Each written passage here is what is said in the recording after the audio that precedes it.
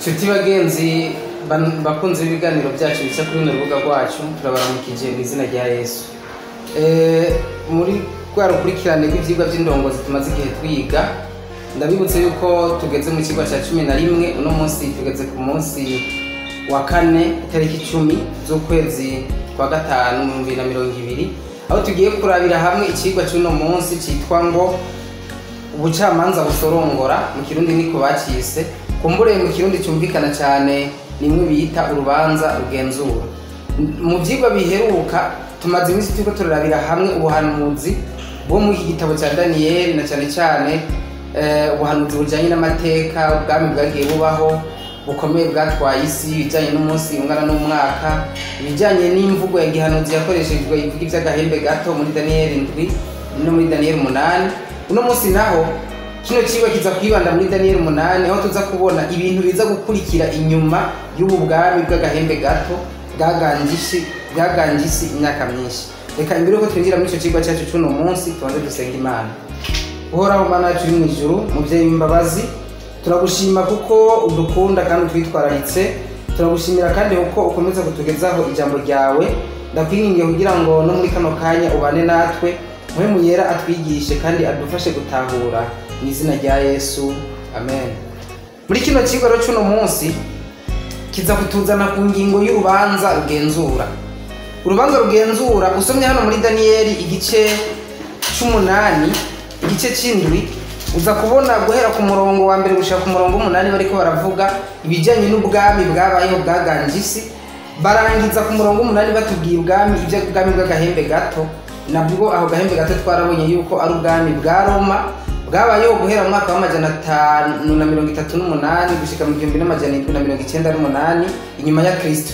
Ico ni kiringo kizwi cyane mu buhanuzi kuko cyaranzwe n'intambara z'ivy'idini zabaye na cyane cyane mu mugabane w'Iburayi, aho ishengero ry'i Roma ryatoteza abantu basenga mubwo batavuga rimwe naryo, no kuvuga aba Protestant.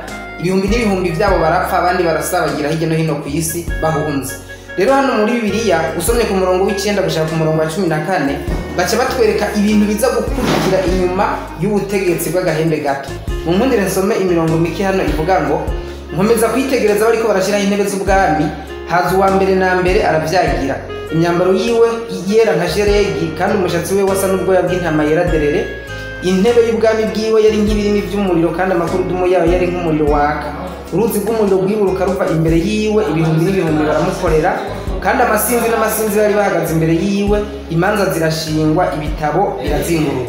Uno murongo wa 10 niwo duha icyumviro nyamukuru ngo imanza zirashingwa, ibitabo birazingururwa. Izi manza ziza gushingwa twamaze kubona yuko ubwami bwa Roma yiswe agahembe gato buza kurangira mu mwaka w'1798, kuko niho ubwami bwahera. Abize kahise cyangwa ubuhanuzi muribuka yuko mu mwaka ariho habaho icyo bita Revolution Française.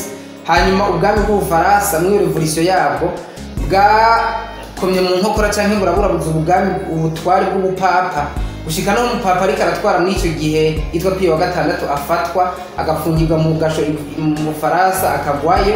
Hanyuma ubupapa buca buramera nk'ubutitutse, nk'ubucitse intege kumara imyaka myinshi cyane. Uwo ni umwaka wavuzwe cyane mu buhanuzi, ariko murabona ko hano batweretse yuko inyuma y'ibyo bintu hategetse kucyabaho gushingwa kw'imanza. Izi manza rero zashinzwe nizo ziza guhura n'ibyo tubona hano ku murongo wa 14 w'igice c'8, aho batubwira ngo buzokwira buce iminsi 1300 ni ahantu hera hazobona bumanuka. Bisigura yuko izi manza zashinzwe mu ijuru. Hano batubwiye ngo uwa mbere na mbere rero data wa twese yaragiye yicara hera cyane, maze ubusa n'umwana w'umuntu ari Yesu Kristo nawe ngo amusangayo. Hanyuma ibitabo birazingururwa, imanza zirashingwa. Bisigura yuko inyuma y'uno mwaka w'1798 ariho haza kuba uku kwicara cyangwa gusasa k'urubanza rwo mu ijuru rurongowe na data wa twese n'umwana hamwe n'amasinzi y'abamarayika batubwiye hano ku murongo w'9. Hanyuma baje mu bitabo kugira ngo basorongore ibintu byose bijyanye n'amakuru yabaye mu mateka y'isi. Hanyuma bagire nk'icyo no kwita raporo finale ijyanye n'intambara imaze imyaka myinshi cyane hagati y'icyiza n'ikibi, hanyuma isi irangira. Ubwo rubanza rero hano batwereka yuko ruza kuba muri iki kiringo cyiswe ngo mu minsi 1300 inyuma y'ubwira mu gace bw'iminsi 1300. Ino minsi 1300 baca badusubiza inyuma bakatwereka iyiva n'iyijya. Ndazi abize Bibiliya abamaze igihe b'igitabo cya Daniel ibi barabizi, mugabo bakomeza kubitwibutsa kugira ngo dukomeze kubizirikana.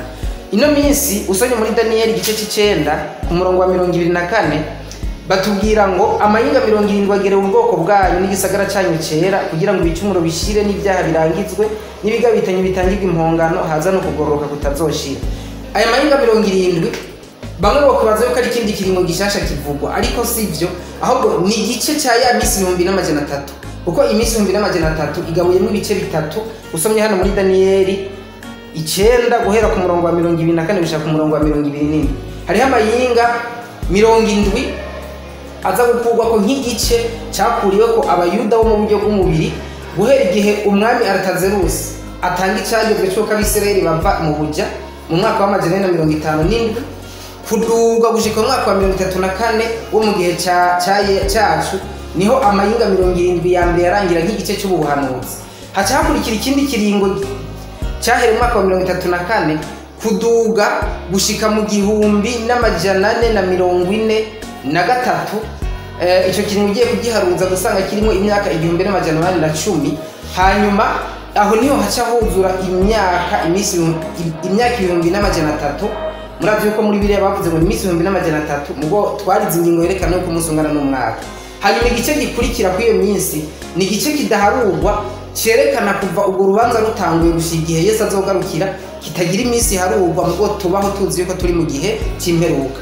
Muri ico kiringo rero urubanza ruriho ni gihe bariko bariga ibijanye n'ibintu byose byabaye mu mateka y'isi, mu mateka y'intambara ihambaye mu buzima bw'abantu b'Imana n'ibindi byose kugira ngo bikunde bashire iherezo ku buzima bw'isi hanyuma ubuzima bushasha butangure.